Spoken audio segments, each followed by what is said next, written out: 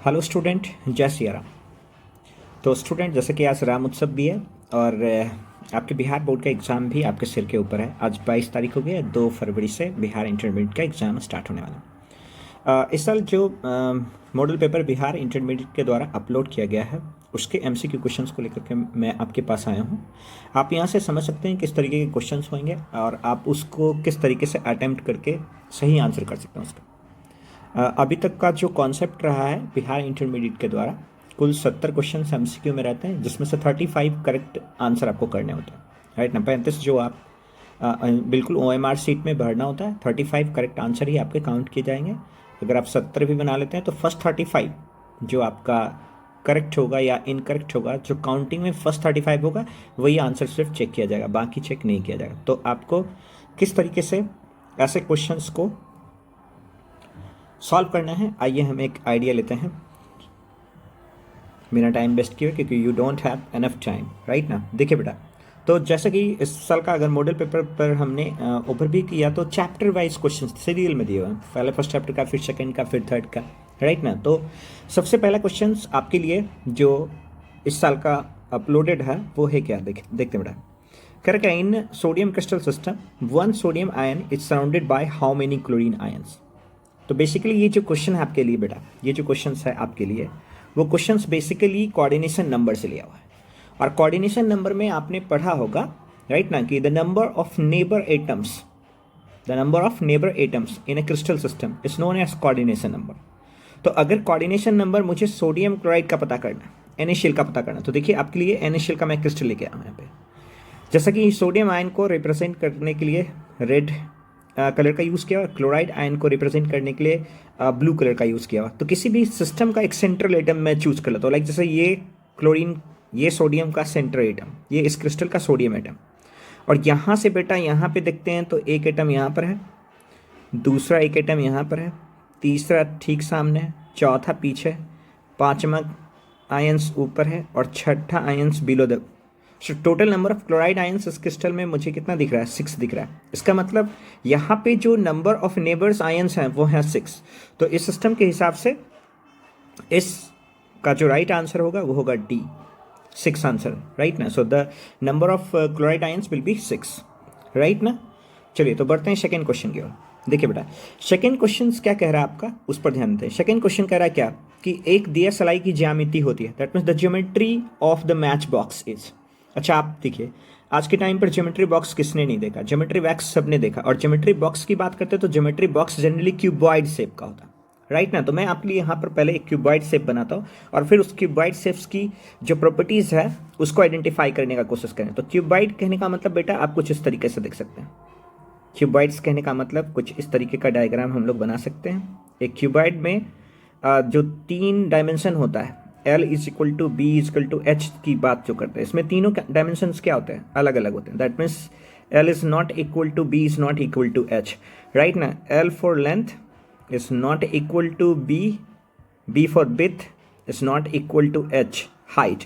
That means LBH तीनों system same नहीं है। अगर LBH तीनों सिस्टम सेम नहीं है, इसका मतलब क्या, अगर L को लेंथ को A से डिनोट करें, विड्थ को B से डिनोट करें और हाइट को C से डिनोट करें, तो इसका कॉन्सेप्ट ये कहता है कि जो क्यूब का पैरामीटर होना चाहिए वो होना चाहिए A is not equal to B is not equal to C, right ना। और जो बेटा आप देख पा रहे होंगे यहाँ पर अल्फा बीटा गामा, ये 3 टाइप का एंगल होता है। तो अगर हम इसकी बात कर लें तो यहाँ पर जो एंगल है 90 दिख रहा है, ये जो एंगल है वो भी 90 दिख रहा है, ये भी जो एंगल है वो भी 90 दिख रहा है। इसका मतलब यहाँ से जो एक दूसरा पैरामीटर चल के आता है वो आता है alpha is equal to beta is equal to gamma is equal to 90 degree, right ना। तो देखिए जो क्यूबिक सिस्टम का पैरामीटर्स हमारे लिए मैच कर रहा है वो है A is not equal to B is not equal to C, but alpha beta gamma is equal to 90 degree. अब आइए देखते हैं इस टेबल में अगर हम लोग ध्यान दें, यहाँ पर क्यूबिक सिस्टम टोटल आपने पढ़ा होगा, यहाँ से 2-3 क्वेश्चन उठ के आता है, लाइक कि ब्रेवियस सिस्टम के अकॉर्डिंग जो total number of crystal system होते हैं वो 7 होते हैं, लेकिन total number of unit cell की बात कर लेते हैं तो वो 14 होते हैं। लाइक जैसे आप यहाँ पर देख सकते हो, देखो यहाँ पे क्यूबिक सिस्टम के लिए 3 है, टेट्रागोनल के लिए 2 है, ऑर्थोरोम्बिक के लिए 4 है, मोनोक्लिनिक के लिए 2 है, ट्राइक्लिनिक के लिए 1 है, ट्राइगोनल के लिए 1 है और हेक्सागोनल के लिए 1 है। अगर आप इन सबको ऐड करेंगे तो the total number of unit will be 14, तो क्रिस्टल सिस्टम टोटल 14 है और यूनिट सेल 7, ये यूनिट सेल 7। अब हमें आइडेंटिफाई करना है वो पैरामीटर जो A is not equal to B is not equal to C और alpha equal to beta equal to gamma equal to 90 degree को फेवर करता है बेटा। तो वो आप देख पा रहे हैं क्या, अपना जो क्रिस्टल सिस्टम है वो 3 ऑर्थोरॉम्बिक। ऑर्थोरॉम्बिक में देखिए बेटा क्या है, for orthorhombic situation we have seen that A is not equal to B is not equal to C and the alpha, beta, gamma, all the three angle are 90 degrees. So the right answer of this geometry box or the geometry of this match box will be orthorhombic. So that is the answer of the second will be C. Right now the first answer is D and the second answer is C. Now the question number 3 also belong to the solid state. Question क्या कहता है बेटा, देखिए the number of octahedral void in a close packing of n sphere, मतलब already यहाँ पर n spare दे रखा है। और अगर आपने सॉलिड स्टेट में देखा होगा कि सॉलिड स्टेट में आपने देखा होगा कि अगर किसी क्रिस्टल सिस्टम के अंदर, यदि किसी क्रिस्टल सिस्टम के अंदर नंबर ऑफ एटम n है तो total number of tetrahedral voids 2n होता है, जबकि total number of octahedral void 1n होता है। तो ऑलरेडी ये टेट्राहेड्रल वॉइड्स हैं और ये ऑक्टाहेड्रल वॉइड्स हैं। तो हमने पढ़ा ही बेटा कि octahedral voids number of atoms के बराबर होता है। अगर octahedral voids number of atoms के बराबर होता है तो इसका जो राइट आंसर हो जाएगा वो हो जाएगा सी, n will be the right answer. Now next question number 4 भी बेटा आपका सॉलिड स्टेट से ही है। अगर क्वेश्चन नंबर 4 भी सॉलिड स्टेट से ही है तो यहाँ पर हम लोग ध्यान देते हैं। क्वेश्चन क्या कर देखिए, क्वेश्चन कर क्या, विच of the following types of defects causes a decrease in density of A crystal. Majorly यहाँ पर 2 तरीके का हमारे पास डिफेक्ट्स है दे रखा बेटा, एक फ्रैंकल डिफेक्ट, दूसरा Schottky defects. Frenkel defects और Schottky defects both are the defects of ionic solid. और आपने पढ़ा होगा कि आयोनिक सॉलिड में 2 कंपोनेंट होते हैं, एक होता है केटाइन, तो केटाइन के लिए R+ लिखता हूँ बेटा, और एक होता है एनाइन के लिए R-। तो radius of cation is R positive, radius of A9 is R negative. अब यहाँ पर 2 सिचुएशन हो सकता है। कंडीशन ये कहता है कि किसी क्रिस्टल सिस्टम के अंदर हमारे पास 2 कैटेगरी है। कैटेगरी 2 क्या होता है बेटा, तो कैटेगरी 2 कहते हैं क्या कि सिचुएशन ये हो सकता है बेटा कि रेडियस ऑफ केटाइन या तो रेडियस ऑफ एनाइन के बराबर हो सकता है, या radius of cation is very much smaller than the radius of A9. मतलब केटाइन इज स्मॉलर, मतलब इन दोनों सिस्टम को अगर एक साथ देखें तो we can write that radius of cation is equal or smaller than the radius of anion. अगर रेडियस सेम होता है तो शॉर्ट की डिफेक्ट्स, रेडियस सेम होता है तो शॉर्ट की डिफेक्ट्स, और रेडियस अलग अलग होता है तो फ्रैंकल डिफेक्ट्स। मतलब cation is smaller than the anion, Frenkel defects. और यानी यहाँ पर आप लिख सकते हैं क्या, if the R+ is equal to R-, Schottky defects, if the R+ is less than the R-, Frenkel defects. अब यहाँ पर देखिए शॉर्ट की डिफेक्ट्स में बेटा दोनों रेडियस, और जो रेडियस ऑफ केटाइन है और जो रेडियस ऑफ एनाइन है वो सेम होता है। वो क्या होता है, सेम होता है। अब यहाँ पे हम लोग कंसिडर करते हैं, देखिए इस सिस्टम में केटाइन को रेड से रिप्रेजेंट कर रखा है और एनाइन को ब्लू से रिप्रेजेंट कर रखा है। तो चूंकि दोनों का रेडियस सेम है तो यहाँ पर अगर इस क्रिस्टल सिस्टम को फोकस करें तो यहाँ पर केटाइन है बेटा, तो ऑल्टरनेट पोजीशन पर एनाइन, फिर केटाइन, फिर एनाइन, फिर केटाइन, फिर एनाइन, फिर यहाँ पर केटाइन होना चाहिए। यानी यहाँ पर एक केटाइन वैकेंसी मिसिंग है, एक केटाइन मिसिंग है, यानी यहाँ से मिसिंग है केटाइन।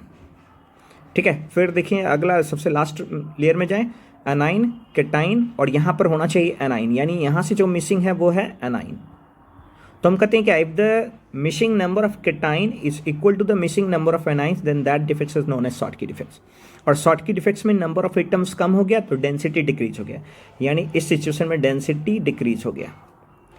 और फ्रैंकल डिफेक्ट्स देखो बेटा, यहाँ पर ये जो एटम्स है वो अपने ओरिजिनल लैटिस पॉइंट से हट करके इंटरस्टिशियल साइट्स पर गया, तो number of atoms are same, number of atoms are same. तो जब number of atoms are same है तो डेंसिटी अनचेंज्ड। तो क्वेश्चन क्या कहता है, देखो फ्रैंकल डिफेक्ट में डेंसिटी अनचेंज्ड होता है और शॉर्ट की डिफेक्ट्स में डेंसिटी डिक्रीज होता है। तो क्वेश्चन क्या है, देखो विच of the following types of defects causes a decrease in density of crystal system. So the right answer of that system will be short की डिफेक्ट्स, राइट ना। Short की डिफेक्ट्स में आपकी डेंसिटी क्या हो रही है, डिक्रीज हो रही है, तो आंसर विल बी शॉर्ट की डिफेक्ट्स। यहाँ तक तो कोई डाउट नहीं है बेटा, यहाँ तक तो कोई डाउट नहीं ना। चलिए नेक्स्ट देखिए बेटा, क्वेश्चन नंबर 5 की ओर आते हैं, राइट ना। थोड़ा सा टाइम टेकिंग मैं आपके लिए बना रहा हूँ ताकि ऐसे क्वेश्चंस ज़्यादातर 2 नंबर क्वेश्चंस में भी आते हैं, तो अगर आपके 2 नंबर में भी क्वेश्चन सेम आते हैं तो आप उसको डिटेल से एक्सप्लेन कर सकते हैं, राइट ना। चलिए नेक्स्ट है आपके पास क्या, क्वेश्चन कहता है कि विच one of the following forms an ideal solution. देखो बेटा, आइडियल सॉल्यूशन यानी ये सेकेंड चैप्टर का क्वेश्चन। सॉल्यूशन कहने का मतलब होता है क्या? Basically a mixture, a homogeneous mixture which has solute and solvent. Solute भी उसमें और सॉल्वेंट भी उसमें, दोनों चीज़ें, राइट ना। Okay, now when solute dissolve in solvent, तो चांस होता है क्या? 3 तरीके का चेंजेस हो सकता है। या तो जो नया बॉन्ड स्टैब्लिश्ड होगा वो स्ट्रांगर हो जाएगा, या तो जो नया बॉन्ड स्टैब्लिश्ड होगा वो वीकर होगा, या तो जो नया बॉन्ड स्टैब्लिश्ड होगा वो बराबर होगा। अगर नया बॉन्ड स्टैब्लिश्ड इक्वल होगा, मतलब ओल्ड और new interaction force are same, then such solution are known as ideal solution. और परफेक्टली अगर हम बात करते हैं तो there is no ideal solution. Ideal solution को एग्जिस्ट कराना बहुत ही डिफिकल्ट टास्क है। देखिए एनसीईआरटी का लाइन भी कहता है, क्या कहता है? अब परफेक्टली आइडियल सॉल्यूशन, देखिए एनसीईआरटी का लाइन है, A perfectly ideal solution is rare, but some solution are nearly ideal in behavior. कुछ solution जो है उनको आप ideal solution के रूप में क्या कर सकते हैं बेटा? नियरली एग्जिस्ट करा सकते हैं। अब अगर आप उसको नियरली आइडियल सॉल्यूशन के रूप में एग्जिस्ट करा सकते हैं तो वो कौन सा है? देखो क्या कहता है, solution of normal hexane and normal heptane, मतलब जिसकी मास नंबर में ज़्यादा अंतर ना हो, राइट ना। Solution of bromo ethane and the chloroethane, the solution of benzene and toluene. These are the 3 examples which can falls into this category, right ना। तो इस सिचुएशन के हिसाब से अगर हम कंसिडर करें तो हमारे पास जो ऑप्शन नंबर 4 है, डी, उसमें देखिए C6H6 is a benzene and C6H5CH3 is toluene. So according to this NCERT system, we can say that the right answer will be D, benzene and toluene, right ना। Next देखो बेटा, आपके पास अगला question again solution chapter का है। Solution chapter का ये question क्या कह रहा है आपके पास? देखिए कि आपके किसी एक सॉल्यूशन का नॉर्मेलिटी दे रखा, the normality of H3PO4 phosphoric acid is 0.1 m। अब यहाँ पर आपको पता होना चाहिए, देखो नॉर्मेलिटी और मोलैरिटी के बीच में एक रिलेशन होता है। Basically normality is equal to valency factor into molarity होता है। ये जो वैलेंसी फैक्टर है वो वैरी करता है अलग अलग कंपोनेंट के हिसाब से। लाइक जैसे एसिड है तो एसिडिटी टर्म यूज़ कर, सॉरी एसिड है तो बेसिसिटी टर्म यूज़ करते हैं, बेस है तो एसिडिटी टर्म यूज़ करेंगे, आयन्स है तो चार्ज ऑन केटायन और चार्ज ऑन एनायन डिस्कस करेंगे। लेकिन हमारे पास जो टर्म है वो एसिड है। और अगर H3PO4 का स्ट्रक्चर्स देखा जाए बेटा, तो H3PO4 का स्ट्रक्चर्स देखिए, ये बेसिकली प्रोटिक एसिड है, oxy protic acid, OH OH और OH। तो हम कहते हैं क्या यहाँ पर देखो, number of ionizable proton is known as basicity.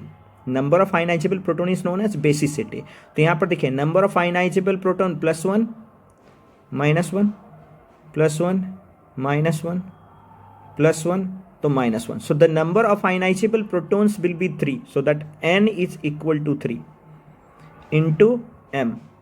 So the normality is equal to 3 into molarity, 3 into molarity. So if the normality is equal to 3 into molarity, then according to these questions we can write 3 into 0.1 must be equal to 0.3. So the right answer will be D. So according to that questions, the right answer will be D, 0.3n. Clear है बेटा? यहाँ तक तो कोई doubt नहीं है। I hope so आप समझ में आ रहा होगा आपको और कुछ सीख भी रहे होंगे, राइट ना। चलिए next, the colligative properties of dilute solution depends upon, again the question of second chapter. अब देखिए यहाँ पर क्या कहता है, the colligative properties of dilute solution. Colligative properties क्या होता है बेटा? ये 2 नंबर क्वेश्चन में भी पूछा जाता है। तो कॉलिगेटिव प्रॉपर्टीज को हम डिफाइन कर सकते हैं क्या?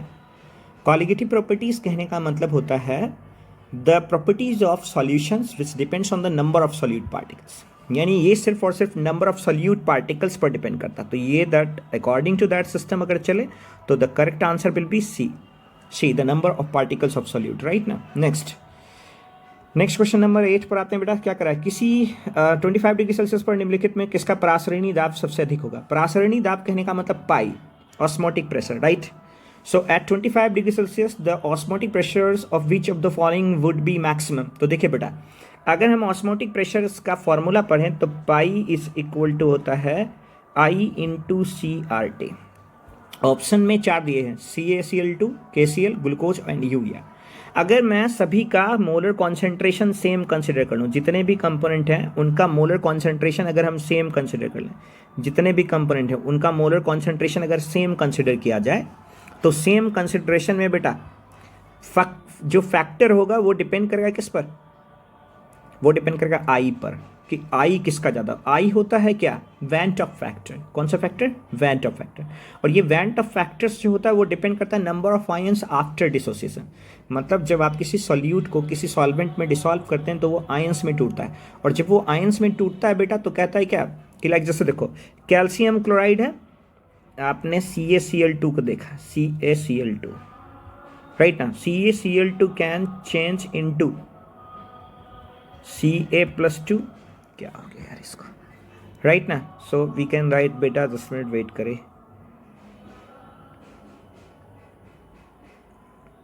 राइट ना। तो देखिए यहाँ पे आपके पास है CaCl2, ये बेटा आयोनाइज होता है Ca2++ 2Cl- में, यानी यहाँ पे जो I हो गया वो हो गया 3, वेंट ऑफ फैक्टर 3। KCl की बात करते हैं बेटा, तो KCl टूटता है K++ Cl- में, तो इसका I हो गया 2। यूरिया 1 ग्लूकोज 1, यानी कि सबसे ज़्यादा van't Hoff factor calcium chloride का। So the right answer of that question will be CaCl2, right ना। Van't Hoff factor of calcium chloride is 3 which is more than these 3 component, right ना। तो याद रखना, देखो इसके लिए I3, इसके लिए I2, इसके लिए I1, इसके लिए I1, तो सबसे ज़्यादा I3 हो गया। सो CaCl2 will be the right answer. Next question number 9, chapter number 3 electrochemistry का क्वेश्चन है बेटा। ये कहता है क्या, on passing 1 Faraday of electricity through a dilute solution of acid, the volume of hydrogen obtained at STP is, okay now ये question है Faraday first law पर। तो फैराडे फर्स्ट लॉ क्या कहता है कि किसी सिस्टम के अंदर जो मास जमा होता है वो directly proportional to charge pass through this, then the mass is directly proportional to the amount of charge. और जो आप अमाउंट ऑफ चार्ज भेज रहे हैं वो 1 फैराडे इलेक्ट्रिसिटी, तो 1 फैराडे इलेक्ट्रिसिटी यहाँ पर है, 1 फैराडे इलेक्ट्रिसिटी। अच्छा 1 फैराडे इलेक्ट्रिसिटी जो होता है बेटा वो होता है 96,500 कूलम के बराबर। तो देखो यहाँ से मैं मान लूँ क्या कि कोई एसिड है, ऐसा मान लेते हैं, कोई एसिड है, राइट ना, कोई एसिड है मान लेते हैं। लाइक जैसे मान लो ना बेटा आपके पास है HCl, तो HCl में H+ होगा प्लस, क्योंकि H2 बनाना, तो यहाँ पर 2H+ plus 2 electron, then we get H2 gas. इसका मतलब बेटा देखो इस क्वेश्चन के हिसाब से देखें तो हाइड्रोजन गैस पास आउट करने के लिए 2 मोल इलेक्ट्रॉन चाहिए। कितना मोल, 2 मोल, और 2 मोल इक्वल टू 2 फैराड है। लेकिन हमारे पास जो जैसे 2 फैराड से जमा हुआ 2 मोल,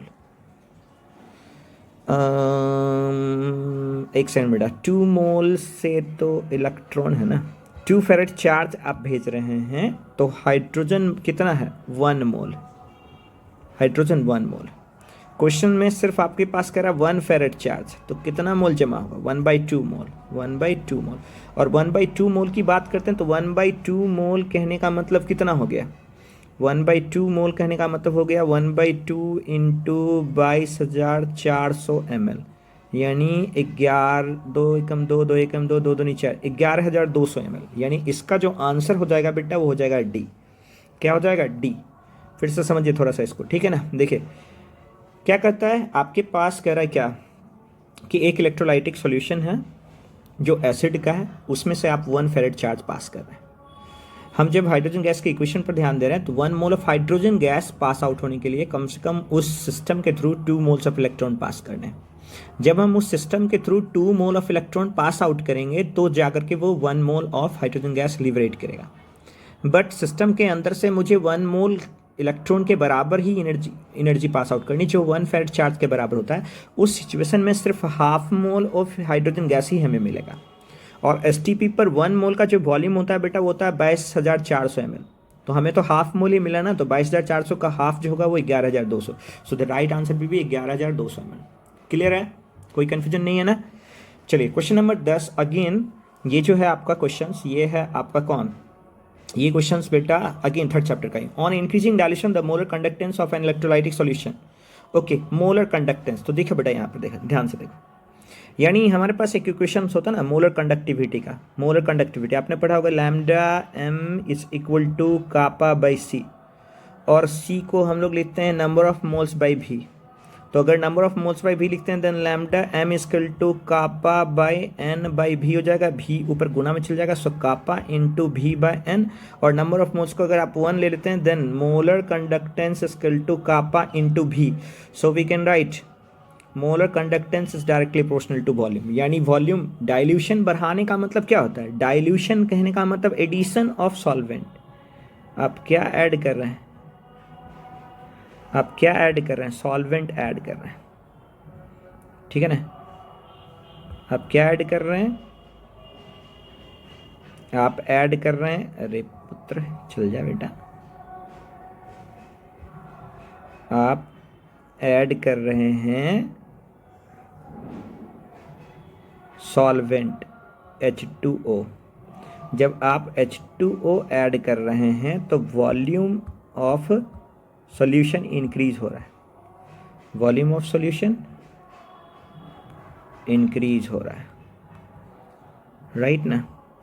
तो वॉल्यूम ऑफ सॉल्यूशन इंक्रीज हो रहा है, राइट ना? जैसे ही वॉल्यूम ऑफ सॉल्यूशन इंक्रीज हो रहा है तो मोलर कंडक्टिविटी इंक्रीज होगा। यानी the correct answer will be on increasing dilution the molar conductance of an electrolytic solution is increases। तो answer A will be the right answer। Next देखिए question number 11 again third chapter का है, right ना? एक electrode that means the standard oxidation potential of an electrode, standard electrode potential, electrode potential, standard oxidation potential. Oxidation मतलब loss of electron, oxidation मतलब loss of electron. यानी यहाँ पे समझो, देखो आपके पास एक मेटल था वो कन्वर्ट हो गया, आपके पास एक मेटल था, ठीक है ना, और वो कन्वर्ट हो गया है मेटल किस फॉर्मेट में? m पर प्लस n इलेक्ट्रॉन्स, और जो इलेक्ट्रोड पोटेंशियल है वो है पॉजिटिव। अब कहता है क्वेश्चन क्या? The standard oxidation potential of an electrode is 0.763 volt, it's standard reduction potential is. यानी इसका रिडक्शन पोटेंशियल क्या होगा? यानी उल्टा करना है आपको सिस्टम को। जब उल्टा करेंगे बेटा तो प्लस माइनस में चला जाएगा, यानी इसको उल्टा करना है तो प्लस माइनस में चला जाएगा। यानी आपसे क्वेश्चन ये करा कि यानी Mn प्लस है, आपको Ne जोड़ना है, तो उस सिस्टम के लिए E जो है बेटा वो माइनस हो जाएगा, ठीक है ना? E माइनस हो जाएगा, तो ये प्लस था और E माइनस हो जाएगा, तो सेम आंसर होगा, value will be remain same but the potential will be negative potential। the correct answer will be C। now question number 12 क्या कर रहा है? the limiting molar conductivity of NaCl is equal to, that is the equations of Kohl-Russell's law। और Kohl-Russell's law ये कहता है बेटा कि अगर कोई इलेक्ट्रोलाइट, जैसे सोडियम क्लोराइड आपका इलेक्ट्रोलाइट है, और किसी इलेक्ट्रोलाइट में अगर उसके मोलर कंडक्टेंस को कैलकुलेट करना आपको, तो सोडियम मतलब उसके केटाइन और उसके एनाइन के मोलर कंडक्टेंस को ऐड करना पड़ता है। तो द राइट आंसर भी, मतलब एक इलेक्ट्रोलाइट है, ये मैं बोलूँ इलेक्ट्रोलाइट है, तो इसमें केटाइन का कॉन्सेंट्रेशन और एनाइन का कॉन्सेंट्रेशन दोनों को जोड़ दीजिए, तो right answer will be C. Right answer will be C. Kohl-Russell's law of independent migration chapter 3 का क्वेश्चन है। ये क्या कर रहा है? ये कहता है क्या है? When an electrolyte is subjected for the electrolysis then the molar conductance of that electrolyte will be the sum of individual molar conductance of cation and anions, right ना? नेक्स्ट देखिए question number 13, which of the following is secondary cell।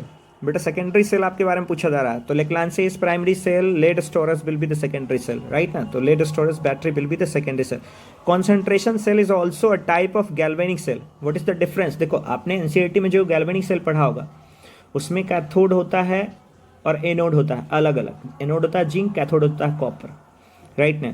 और anode में anode concentration ZnCl2 और cathode में cathode concentration CaCl2 आप add कर सकते हैं, या ZnSO4 CaSO4 आप CuSO4 आप ऐड कर सकते हैं। लेकिन कॉन्सेंट्रेशन सेल करता है क्या? एक ऐसा गैल्वेनिक सेल जिसका कैथोड एनोड दोनों सेम हो और इलेक्ट्रोलाइट भी सेम, राइट ना? बट केमिकल रिएक्शन के बेसिस पर काम करे, तो ये गैल्वेनिक सेल तो नहीं होगा। सो the right answer will B lead storage battery, right now? So the answer will be B. Next question number 14. The rate constant. Okay, so that question belongs to the chapter number 4.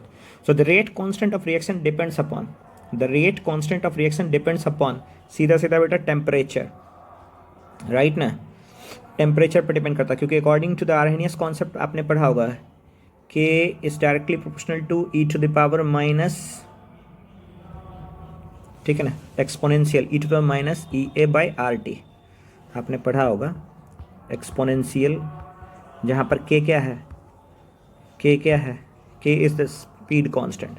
सो हम लोगों ने पढ़ा क्या, that K is directly proportional to E to the power minus E A by R T, where E is the activation energy, R is the ideal gas constant, T is the temperature, E is the exponent, then K is equal to A into E to the power minus EA by RT. So the temperature is the factor which affect the rate constant. So temperature will be the right answer. Next, the unit of rate constant of first order reaction. अब देखिए, the unit of rate constant for first order आपने पढ़ा होगा, देखो क्या आपने पढ़ा है, rate is equal to K into molar concentration of A to the power 1, then K is equal to rate by A to the power 1. Rate के लिए हम लोग लिखते हैं क्या बेटा, रेट के लिए लिखते हैं मोल पर लीटर पर सेकेंड, बाय ए के लिए हो जाएगा क्या, मोल पर लीटर. तो पर लीटर कट गया, बच गया क्या, पर सेकेंड, यानी टाइम इनवर्स, राइट ना? So the right answer will be B, time inverse will be the correct answer, right na? Time inverse. Next question number 16, chemical kinetics का question है बेटा ये भी, right ना? Question number 16, if the initial concentration of the reactant is double, okay, if the initial concentration of the reactant is double, time for the half reaction is double, okay, the order of reaction is, okay, very good questions, right ना? देखिए आपको पता होना चाहिए कि जो T half होता है, the T half is inversely proportional to concentration to the power n minus 1.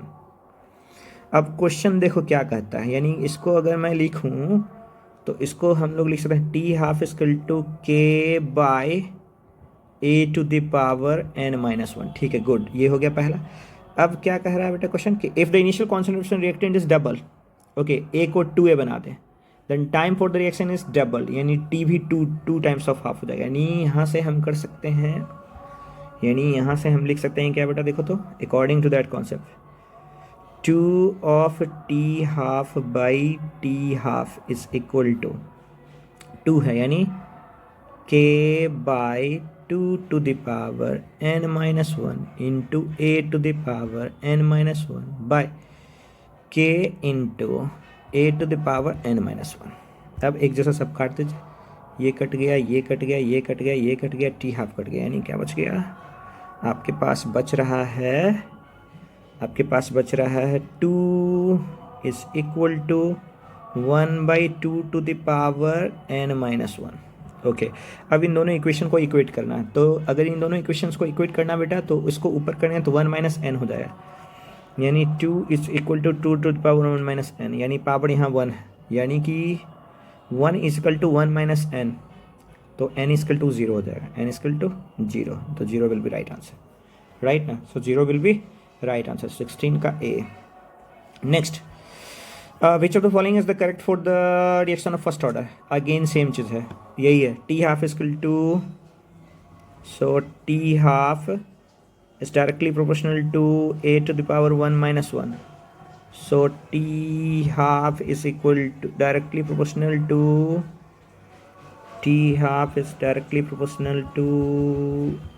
एक सेकंड थोड़ा बढ़िया से लिखता हूँ, ठीक है. क्वेश्चन है क्या, T half is directly proportional to a to the power n minus 1. Order of reaction 1 ही है ना, ऑर्डर ऑफ रिएक्शन अगर 1 ही है, then T half is directly proportional to a to the power 1 minus 1, यानी T half is directly proportional to 1 by a to the power 0, 1 by a to the power 0, 1 by a to the power 0. ऐसा तो कोई option है नहीं, यानी इस question में बेटा देखो मिस प्रिंट है बिहार बोर्ड का, ये भी एक समस्या ही है. तो इसका जो राइट आंसर होना चाहिए वो होना चाहिए C 1 by a नॉट. ऐसे क्वेश्चंस को आप अटेम्प्ट ना करें, राइट ना।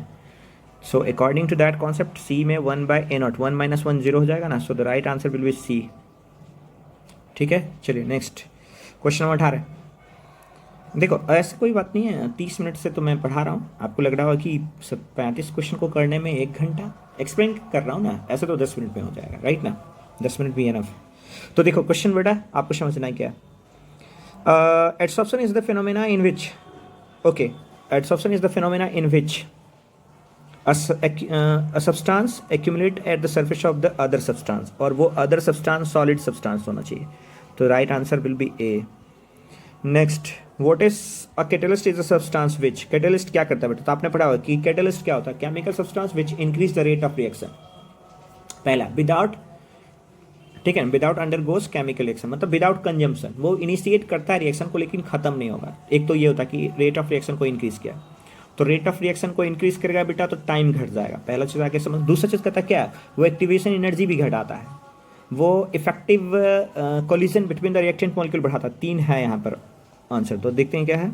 इंक्रीज द इक्विलिब्रियम कांस्टेंट, नहीं, गलत हो जाएगा। Change the equilibrium constant of the reaction, शुरू में चेंज करेगा लेकिन फिर रिएक्शन को सब्जेक्ट करके पुनः उसी इक्विलिब्रियम को स्टैब्लिश करेगा, इसलिए ये गलत हो जाएगा। Shortens the times to reach equilibrium, so ये सही आंसर। सही आंसर क्या, supplies energy to the reaction, नहीं, एनर्जी को घटाता, सप्लाई नहीं करता, राइट ना। So the shortens the time of reach of equilibrium, right ना। Next, the stability of lyophobic, chapter number 5, अब 5 में एंटर कर गए, मतलब 19 क्वेश्चन 4 चैप्टर से। पहला क्वेश्चन, पहला 20वां question, the stability of lyophobic colloid is due to, देखो बेटा lyophobic colloids are solvent hating colloids, तो लायोफोबिक कोलाइड्स सिर्फ और सिर्फ स्टेबल तभी हो सकता है जब उसके ऊपर चार्ज प्रेजेंट हो। क्या प्रेजेंट हो, चार्ज प्रेजेंट हो, so charge on particles, the right answer will be B, charge on the particles, right ना। Next, gold number is associated with, again देखो बेटा गोल्ड नंबर आपका चैप्टर नंबर 5 का ही टॉपिक है। गोल्ड नंबर क्या कहता है, ये कहता है क्या, it is also related to the protection of a colloid, कि किसी कोलाइड को आप प्रोटेक्ट करना चाहते हैं, राइट ना, तो हम उसमें गोल्ड सॉल्यूशन ऐड करते हैं, कि 10 ml गोल्ड सॉल्यूशन ऐड करते हैं उसमें, राइट ना। तो गोल्ड सॉल्यूशन, आपने गोल्ड क्या है, मेटल, मेटल जो होता है वो होता है बेटा क्या, सॉल्वेंट रिपेलिंग, यानी मेटल जो है वो लायोफोबिक कोलाइड्स है, यानी it is only associated with the lyophobic colloids. कौन से कोलाइड से होगा, लायोफोबिक कोलाइड्स। नेक्स्ट देखिए क्वेश्चन नंबर 22, तो क्वेश्चन नंबर 22 यानी 5th चैप्टर से 2 क्वेश्चन बेटा। क्वेश्चन नंबर 22 है, कहता है क्या, sulphide ores are generally concentrated by, मतलब सल्फाइड ओर्स है, okay, this is the chapter number 6, तो sulphide ores are generally concentrated by, ये किसके द्वारा कॉन्सेंट्रेटेड होता है, तो फ्रोथ फ्लोटेशन प्रोसेस के द्वारा, किसके द्वारा, फ्रोथ फ्लोटेशन के द्वारा। देखो यहाँ पे बेटा क्या कहता है, this method has been used for the removing gangue from the sulphide ores, right ना। अब इसमें से 3 क्वेश्चन और पूछे जाते हैं, 3 क्वेश्चन पूछे जाते हैं बेटा। क्या, एक क्वेश्चन होता है what is the froth stabiliser, और एक क्वेश्चन होता है what is the froth collectors. तो देखो बेटा यहाँ पे क्या कहता है, a suspension of the powdered ore is made with water, to it collectors and froth stabiliser are added. अब देखिए आपको ऑप्शन में यहाँ पर देखो क्या रह सकता है, कलेक्टर्स के लिए आपको एग्जाम्पल याद रखना है क्या, pine oils and fatty acid, xanthates, enhance non wettability of the mineral particles, और स्टेबलाइजर के रूप में आपको ऑप्शन याद रखना है क्रेसॉल एंड एनिलीन। तो एक फ्रोथ कलेक्टर का डेफिनेशन हो सकता है, एक फ्रोथ स्टेबलाइजर का डेफिनेशन हो सकता है, फ्रोथ कलेक्टर का एग्जांपल हो सकता है, फ्रोथ स्टेबलाइजर का एग्जांपल हो सकता है। 2 क्वेश्चन यहाँ से बन जाएगा। एक क्वेश्चन बनता है डिप्रेसेंट से, देखो बेटा एक क्वेश्चन बनता है डिप्रेसेंट से, तो डिप्रेसेंट्स होता है क्या, कोई सब्सटेंस है जो हम सल्फाइड ओर्स में ऐड करते हैं, मिक्सचर ऑफ सल्फाइड ओर्स में, जिसमें से एक सल्फाइड ओर्स के साथ वो कॉम्प्लेक्स बनाता है और दूसरे को फ्रोथ में आने देता है। तो यहाँ से 3 क्वेश्चंस बन के आ सकता है, आप इसको जरूर ध्यान रखेंगे, एनसीईआरटी को रीड आउट कर लेंगे एक बार, राइट ना। Next, which of the following metals is extracted by the complex formation. Again देखो कॉम्प्लेक्स फॉर्मेशन एक लीचिंग प्रोसेस है जिसमें हम लोग हाई रिएक्टिव या लो ग्रेड मेटल, यानी एल्यूमिनियम रहता तो आंसर हो जाता, सिल्वर और गोल्ड है तो आंसर हो जाएगा यहाँ पर। देखो सिल्वर एंड गोल्ड, देखो यहाँ पे क्या कहता है, in the metallurgy of silver and that of gold the respective metal is leached with dilute solution of NaCN और KCN in the presence of air to form the metal is obtain later by replacement. तो ये देखो complex compound है और metal के रूप में यहाँ पर सिल्वर और गोल्ड यूज कर रखा, तो the right answer will be silver. Next बेटा क्वेश्चन नंबर 24 देखिए, zone defining method is use to obtain, zone zone refining method is use to obtain very high temperature, ultra pure metal, right ना, ultra pure metals. देख रहे हो क्या कहता है, is to obtain the ultra pure metal. देखिए क्या कर रहा है, this method is very useful for producing, सबसे लास्ट स्टेटमेंट पढ़ते हैं बेटा यहाँ पर, this method is very useful for producing semiconductor and other metals और वेरी हाई प्योरिटी, और very high purity, very high purity. तो अल्ट्रा प्योर मेटल लिख सकते हैं, क्या लिख सकते हैं यहाँ पर, ultra pure metal, ultra pure metal, right ना। इसका राइट आंसर हो जाएगा B, ultra pure metal. Clear है ना। नेक्स्ट देखिए क्या होता है, during the extraction of iron, during the extraction of iron slag is produce. Slag देखो क्या होता है, तो आयरन तो निकालना ही, तो आयरन सिलिकेट का तो स्लैग नहीं बनाते हैं। देखो स्लैग क्या होता है कि एक मतलब एक फ्लक्स ऐड करते हैं, राइट ने, इम्प्योरिटीज को रिमूव करने के लिए। तो लाइक जैसे देखो हम लोग ना आयरन के एक्सट्रैक्शन में कैल्शियम कार्बोनेट यूज़ करते हैं, CaCO3 यूज़ करते हैं। ये 1000 डिग्री सेल्सियस पर टूटता है, CaO प्लस CO2 बनाता है।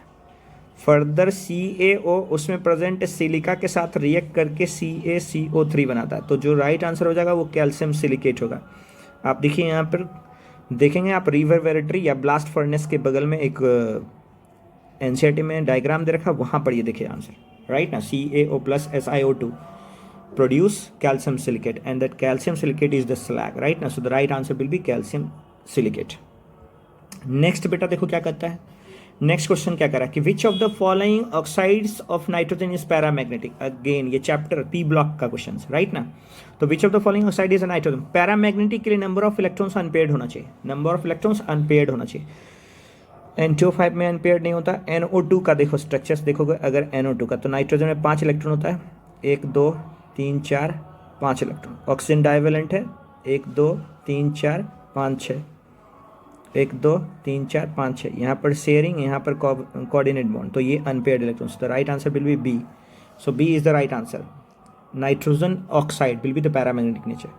Next the oxidation state of phosphorus is, देखो फॉस्फोरस है तो फॉस्फोरस की बात कर लेते हैं। तो फॉस्फोरस का एटॉमिक नंबर 15, इलेक्ट्रॉनिक कॉन्फ़िगरेशन लिख सकते हैं 1s2 2s2 2p6 3s2 और 3p। देखिए 3 4 10 2 12 3 15, 3p3, यानी वैलेंस इलेक्ट्रॉन 5 है, तो कम रहेगा तो -3, अधिक रहेगा तो +5, यानी -3 to +5, -3 to +5, मतलब if they gain the 3 electrons then behave as -3, and if they loses all the electrons or share all the electrons then +5, so -3 to +5.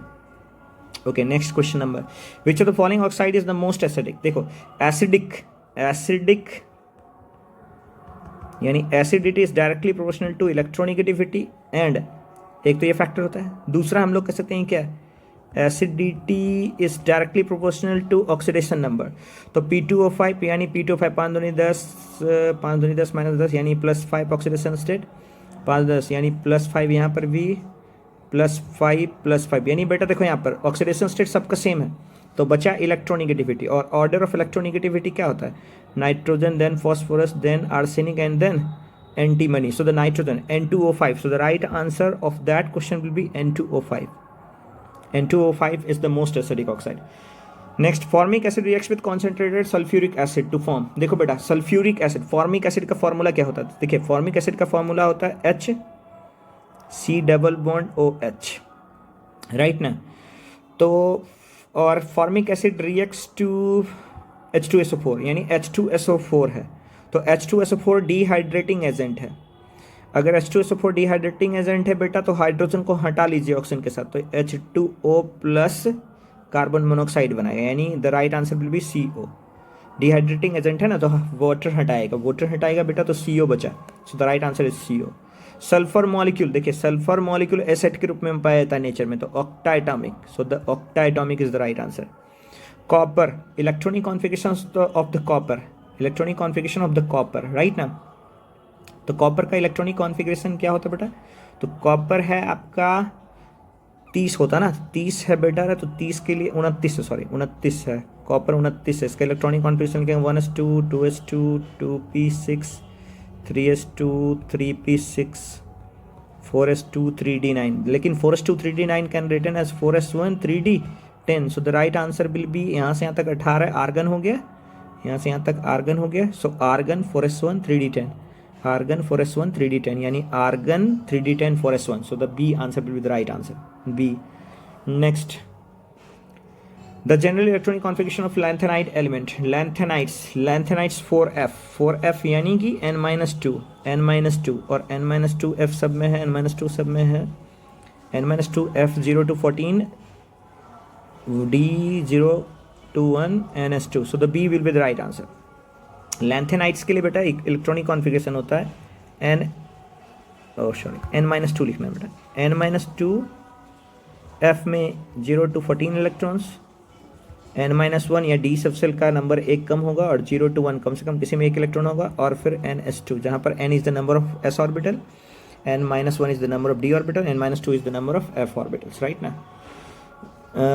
Next, which of the following is not an actinides. Actinides में बेटा देखो uranium नहीं होता, uranium is not an actinides, uranium is not actinides, right ना. Which one of the following is diamagnetic. Diamagnetic के लिए सभी electrons unpaired नहीं, सभी इलेक्ट्रॉन्स पेयर्ड होना चाहिए. स्कैंडियम +3 है, आंख बंद करके लगा दीजिए, क्योंकि 3 इलेक्ट्रॉन्स को लूज करने के बाद आर्गन की कॉन्सेप्ट को फॉलो करेगा, सभी इलेक्ट्रॉन्स जो हो जाएंगे वो कैसे हो जाएंगे, पेयर हो जाएंगे. The number of unpaired electrons in Fe2+, 26 है, तो 26 है, 26 में से 2 इलेक्ट्रॉन्स 24 हो गया, यानी Fe2+ का इलेक्ट्रॉनिक कॉन्फ़िगरेशन लिखा जाए तो आर्गन 4s0 18 6 24 3d6, डी में 5 बॉक्स है, 1 2 3 4, एक 5 बॉक्स है, 6 इलेक्ट्रॉन है, 1 2 3 4 5 और 6, तो 1 2 3 4, number of unpaired electrons is 4. So the right answer will B A 4, right ना. सो 4 is the right answer. Next, K3FeCN का होल 6, Fe का ऑक्सीजन संख्या बेटा, तो देखो यहाँ पर -6 हो गया, Cn का -1 होता है, 6 Cn है -6, ये +3 हो गया, तो Fe का oxidation state +3. So the C will be the right answer. All the ligands are, देखो ligands जो होते हैं वो इलेक्ट्रॉन डोनर होते हैं, electron donor is known as Lewis base. So the right answer is Lewis base. The structures of NiCN4 में निकल का जो जो हाइब्रिडाइजेशन होता है वो होता है DsP2, और DsP2 स्क्वायर प्लेनर होता है बेटा. सो the right answer is square planar. Vitamin B12 जो हो बेटा वो है आपका कोबाल्ट रखता है, विटामिन B12 में कोबाल्ट होता है. Next, which of the following है zero dipole moment. Zero dipole moment अगर स्ट्रक्चर्स देखें, ये CH3Cl क्लोरोमीथेन है, CHCl3 क्लोरोफॉर्म है, CHI3 आइडोफॉर्म है, CCl4, यानी डायपोल मोमेंट जीरो होने के लिए सभी डायपोल को एक दूसरे से कैंसिल करना है, और ऐसा स्ट्रक्चर्स के लिए स्ट्रक्चर सिमेट्रिकल होना जरूरी है, और ये CCl4 में है, तो right answer is CCl4. Which of the following is gem dihalide. Gem dihalide में दोनों हैलोजन एटम एक ही कार्बन एटम पर होंगे, इनमें 2 अलग अलग है. सो the right answer will be the ए, एक ही में 2 atoms. Next, for which of the following chloroform is formed. Chloroform form होने के लिए क्लोरोफॉर्म टेस्ट देना जरूरी है, और क्लोरोफॉर्म टेस्ट देने के लिए मिथाइल कार्बिनॉल का होना जरूरी है, तो मिथेनॉल नहीं है, मिथानल भी नहीं है, propane 1 all, propane 2 all structures देखो. प्रोपेन 2 ऑल की बात करते हैं बेटा, तो यहाँ पर देखिए CH3OH CH3CH. अब इसको अगर हम लोग रिएक्ट करा देते हैं NaOBr के साथ, सोडियम ऑक्सीबोरेट के साथ, तो क्या बनाता है बेटा, ये आपका बना देता है क्या, CHCl3. क्या बनाता है, अरे यार पता नहीं यहाँ पे क्या प्रॉब्लम हो गया, CHCl3, राइट ना. सो क्या बना देगा, CHCl3. क्लियर है, ठीक है. सो द प्रोपेन 2 ऑल होगा बेटा. नेक्स्ट 43 क्वेश्चन क्या कहता है, 43 number question. Alkyl halides are use for the preparation of which of the following. Alkyl halide है यानी RX है, RX है, तो RX में ZnCl2 + HCl, ZnCl2 + hydrogen gas करें तो अल्काइन बन जाएगा. देखो बेटा इसमें समझना है थोड़ा सा, एक सेकंड.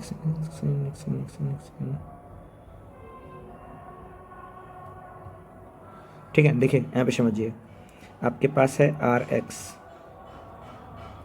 इसमें आप हाइड्रोजन गैस जिंक के प्रेजेंस में हीट करेंगे ना, तो ये RH + ZnX बना देगा, तो यानी एल्केन भी बना दिया.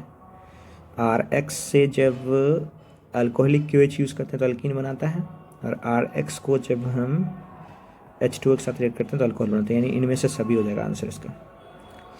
निम्नलिखित में से कौन सा सेकेंडरी अल्कोहल को, सेकेंडरी अल्कोहल, ये प्राइमरी है, ये टर्शियरी है, secondary alcohol B will be the right answer.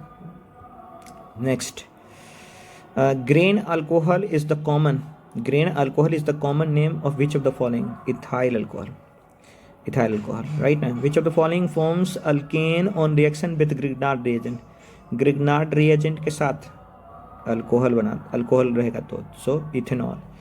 देखो बेटा, इसको अगर तुम CH3 CH2OH को आप रिएक्शन कीजिए RMgX के साथ, तो रिएक्शन में बन जाएगा क्या? CH3 CH2R प्लस MgXOH, यानी जो राइट आंसर है वो है ethanol. Okay, the reaction RCOCl plus H2PdBSO4 RCHO। Okay, so palladium barium sulphate, Rosenmund reaction याद रखिएगा। पैलेडाइज्ड बैरियम सल्फेट यूज़ करते हैं तो रोजनमंड रिडक्शन हो रहा है ना, एसिड क्लोराइड रिड्यूस हुआ एल्डिहाइड के रूप में, Rosenmund reaction. And aldehyde on oxidation gives, aldehyde oxidise होकर के सॉरी एसीटोन नहीं है बेटा, एल्डिहाइड ऑक्सीडेशन करके एसिड बनाता है। Which of the following does not give Cannizzaro reaction? Cannizzaro reaction कौन नहीं देगा? जिसमें अल्फा हाइड्रोजन होगा तो एसिटल्डिहाइड नहीं देगा, एसिटल्डिहाइड में अल्फा हाइड्रोजन है, राइट ने।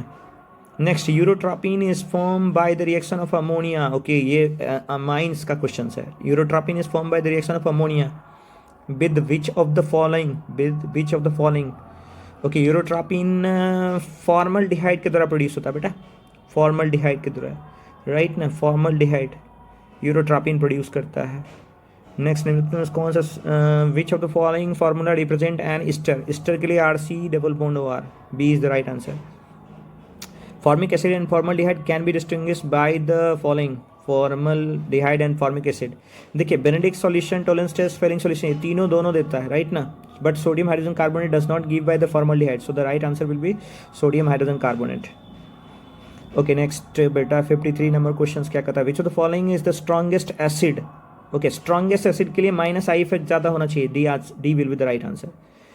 विच of the following is strongest reducing agent? Ethanoic, benzoic, methanoic, क्योंकि वो फॉर्मिक एसिड है तो फॉर्मल्डिहाइड के रूप में काम करेगा। Okay, by which of the following carboxylic acid can be directly reduce into the alcohol? Carboxylic को अल्कोहल बनाना, लिथियम एल्यूमिनियम हाइड्राइड, बहुत ही strongest question.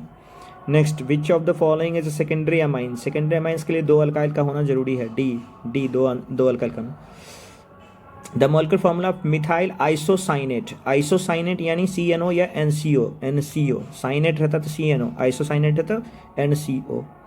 Which of the following gives primary amine on hydrolysis? Primary amines, alkyl cyanide। Next, amino में nitrogen परमाणु का percentage. The hybridisation of nitrogen in amines है ना, NH2 यानी NH2 प्लस एक, NH से एक lone pair of electrons, sp3। Sucrose on hydrolysis gives, okay, glucose and fructose both. Ascorbic acid बेटा एक विटामिन होता है, एस्कॉर्बिक एसिड एक विटामिन होता है, राइट, विटामिन C में प्रेजेंट होता है, I think so, ascorbic acid vitamin था। Next, which of the following is responsible for hereditary character? DNA, बहुत आसान क्वेश्चन है। Soaps are salt of fatty acid, right ना। नेक्स्ट बेटा, which of the following is a natural polymer? Protein, polythene, Buna S, bakelite. देखो, bakelite synthetic हो गया, ब्यूनास भी synthetic है, पॉलीथीन भी सिंथेटिक है, protein is the right answer. Okay, an example of copolymer मतलब होता है क्या? 2 डिफरेंट मोनोमर, और 2 डिफरेंट मोनोमर में नाइलॉन 6 देखो, हेक्सामिथाइलिन और एडिपिक एसिड 6 के 2 मोनोमर्स होते हैं इसमें। Next, a product of condensation polymer, polythene मतलब एडिशन, PVC पॉलीविनाइल क्लोराइड यानी एडिशन, टेफ्लॉन यानी tetrafluoroethene addition, nylon 6 is the example of condensation, so the right answer is the nylon 6। Next, question number 67, which of the following is used as an antipyretic is a drugs which reduce fever. और ये किसको नहीं पता है, सब आप लोगों को पता है कि फीवर में हम लोग ज़्यादातर पैरासीटामोल खरीदते हैं, खा लेते हैं, राइट ना, so paracetamol is the right answer. Next, an antibiotic used for the treatment of typhoid. Typhoid is again the bacterial fever. So bacterial fever है तो सबसे ज़्यादा जो होता है वो यूज़ करते हैं हम लोग chloramphenicol. So the right answer is the chloramphenicol. The poisonous gas evolve in Bhopal tragedy. Bhopal tragedy में बेटा जी जो पॉइजनस गैस आया था वो था मिथाइल आइसोसाइनेट। क्या था? Methyl isocyanate. तो CH3NCO। गैमेक्सिन जो बेटा है, गैमेक्सिन जो होता है, गैमेक्सिन एक बेसिकली एक तरीके का क्लोरीन प्रोडक्ट है। जब बेंजीन को हम सनलाइट में एक्सेस क्लोरीन के साथ हीट करते हैं तो बेंजीन हेक्साक्लोराइड बनता है। ये 11th का ये क्वेश्चन यहाँ पर दे दिया बेटा, ये 11th में ही है, 17 का C। मतलब बेंजीन है, देखो आपके पास बेंजीन है, ये रहा बेंजीन रिंग, और इसको हम लोग 6Cl2 राइट ना, किसके प्रेजेंस में? तो सनलाइट के प्रेजेंस में। 3 दूनी 6 ही रहने दीजिए, 6 क्लोरीन ज़्यादा कर दिया मैंने। 3Cl2 ठीक है ना, सनलाइट के प्रेजेंस में। तो डबल बॉन्ड टूट जाता है, हाइड्रोजन से पहले था ही, और क्लोरीन भी यहाँ पे आ जाता है राइट ना। तो हाइड्रोजन पहले से था, क्लोरीन बेटा डबल बॉन्ड के जगह पे आ गया राइट ना। तो फार्मूला हो जाएगा इसका क्या? इसका फार्मूला हो गया C6H6 C6H6 Cl6, यानी इसका एक और नाम होता है Cl6, यानी इसको 666 कंपाउंड भी बोलते हैं, 666 ऐसे ब्रैकेट में लिख करके। Show the benzene hexachloride. Okay बेटा, सो मैं आप लोगों का धन्यवाद देता हूँ, आपने इतना कीमती समय दिया, और गुड लक फॉर एग्ज़ाम। मैं कल फिर दूसरा 70 क्वेश्चन लेकर के आता हूँ। आज इसको ख़त्म करें और कल मिलते हैं। सी यू।